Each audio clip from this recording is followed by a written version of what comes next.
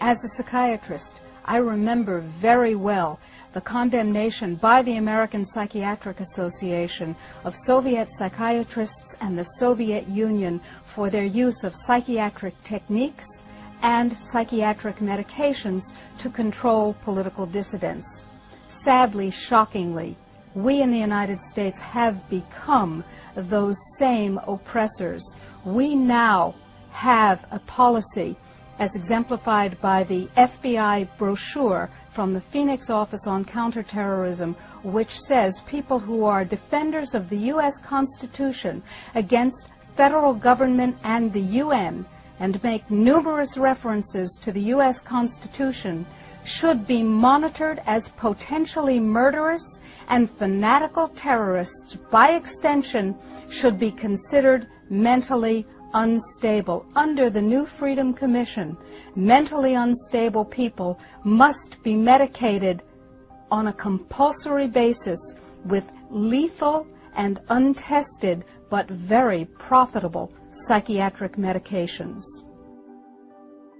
In this country now, we're seeing drugs cradle to grave. In fact, it's not just in America, it's in other countries also. Children as young as 2 years of age are being put on certain types of drugs to decrease the amount of their aggressive tendencies. When they're evaluated and felt to be just too aggressive at 2 years of age, they place them on a drug. All the way up and through high school into adults, and of course we know how the adults are being affected by drugs like Prozac, Zoloft, Wellbutrin, and being placed on these for all kinds of reasons. The drugs are being used all the way through the adult period of life into the geriatric. When I was a director of nursing in a nursing home, I would see these people being medicated so severely to keep them quiet, to keep them from doing anything, having any feelings. They were easier to maintain in bed than they were to get out. And this is a horrible situation that we have evolved into in this country. And of course now with Alzheimer's, it makes it even worse, the medication of these elderly people. So we have now a system that finds a reason to medicate everybody. Now this is absolutely bizarre when you consider that freedom of fill in the blank is what this country is all about.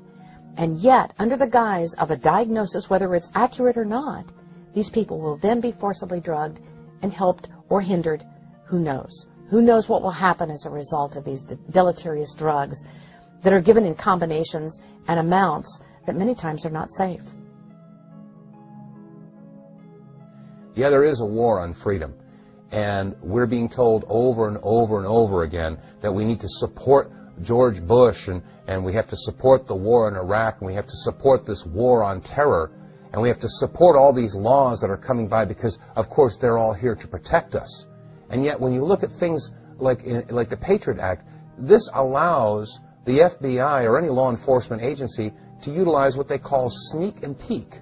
They can go into your house when you're not home and they can go through all of your stuff and without your ever knowing about it. How is this protecting your rights? That's just one example where we get to think we're free. You know, on the patriotic holidays, we all break out our flags and we wave them around and we sing patriotic songs like I'm proud to be an American, where I get to think I'm free.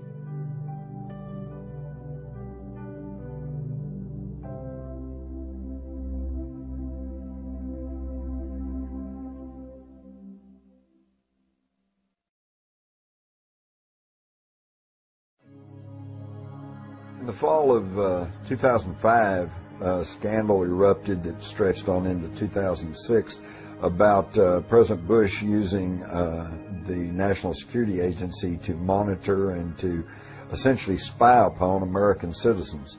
And of course, on one hand, you had people who said, well, we have to have these powers to locate and track the terrorist, and then you had people on the other side saying this is a grave, invasion of privacy.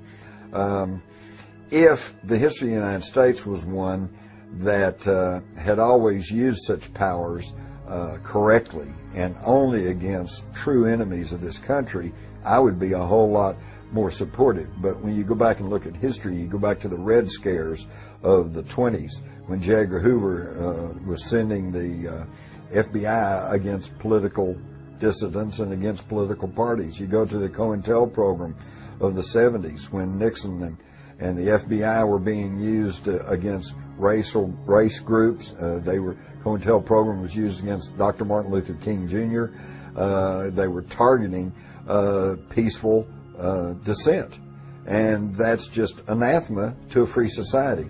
And even in the current spying scandal, we find that most of the targets were not Islamic fascists, they were environmental groups and anti-war groups.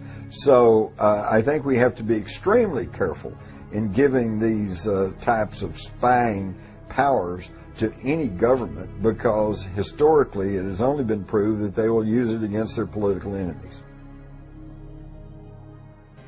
The average American would be so shocked to find out there's something called COINTELPRO, the FBI's covert action programs against American citizens. That's the name of their document, the government document, not my rendition of it.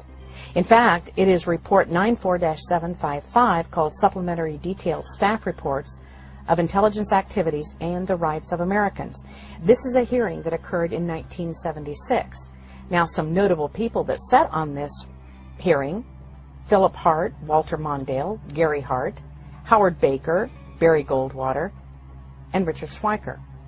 Now, this Senate report tells what the FBI was doing against the American citizens, literally. Here's their statement. COINTELPRO began in 1956, in part because of the frustration with the Supreme Court rulings limiting the government's power to proceed overtly against dissident groups. It ended in 1971 with the threat of public exposure. But in the intervening 15 years, the Bureau conducted, their terms, a sophisticated vigilante operation aimed squarely at preventing the exercise of First Amendment rights of speech and association. This is incredible. When you look at this, and when I was able to get a copy of this document, which is over 3,000 pages long, I was shocked. I had no idea that the U.S. government had been involved in the control of the American people in the 1960s and 70s in the manner that they did. One of the purposes of COINTELPRO was to, number one, promote national security, number two, to prevent violence, which it did not, because it had a lot of violence in the program itself, but number three, listen to this. The agency has the duty, the FBI, has the duty to do whatever is necessary to combat perceived threats to the existing social and political order. Notice, there's no mention of protecting First Amendment rights, of protecting any rights, of protecting any constitutional rights, Bill of Rights, nothing other than the prevailing, existing social and political order.